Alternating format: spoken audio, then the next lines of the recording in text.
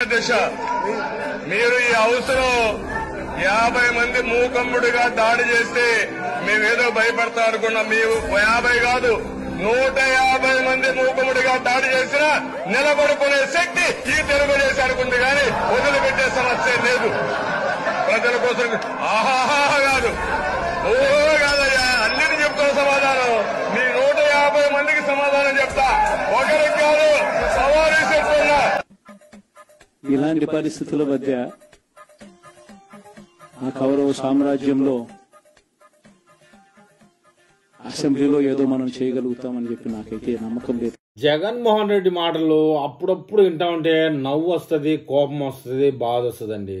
నేను సింహము సింగిలు అది ఇది నా అంతటి రాజనీతిజ్ఞుడు లేదని కూస్తా ఉంటాడు. మొత్తానికి ఒక సందర్భంలో చంద్రబాబు నాయుడు మీద 150 మంది ఎమ్మెల్యేలు ఈ తీసి పడినా కూడా ధైర్యంగా నిలబడినటువంటి చంద్రబాబు నాయుడు ఇవాళ 11 మంది గెలిచినటువంటి జగన్మోహన్ రెడ్డి అసెంబ్లీ అన్న పేరింటి ఉలిక్కిపడి చేస్తున్నాడు. ఒక్కసారి కాకపోయినా ఒకసారి అసెంబ్లీలోకి పోయి రాష్ట్ర వ్యాప్తంగా సమస్యలు ఆ పక్కన పడగొట్టండి.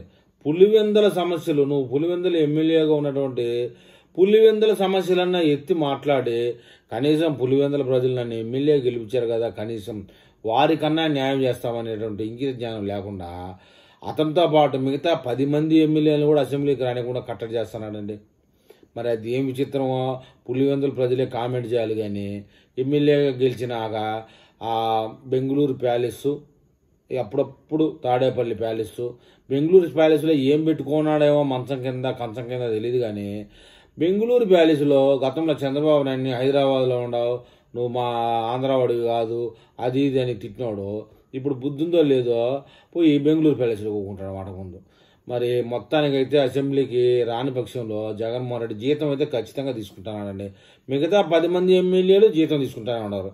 అయితే ఇక్కడ సింహం సింగిల్గా వచ్చింది తన్నించుకోబోయింది అనడం కన్నా జగన్మోహన్ రెడ్డికి అప్పుడు ఉన్నటువంటి 151 ఎమ్మెల్యేలు చంద్రబాబు నాయుడు మీద దాడి చేసినప్పటికీ ధైర్యంగా ఎదుర్కొని అసెంబ్లీలో ఆయన నిలబడిన మాట్లాడిన సన్నివేశం చూస్తే ప్రతి మనిషికి ఎంటికలు నెక్కబొడుచుకుంటాయండి.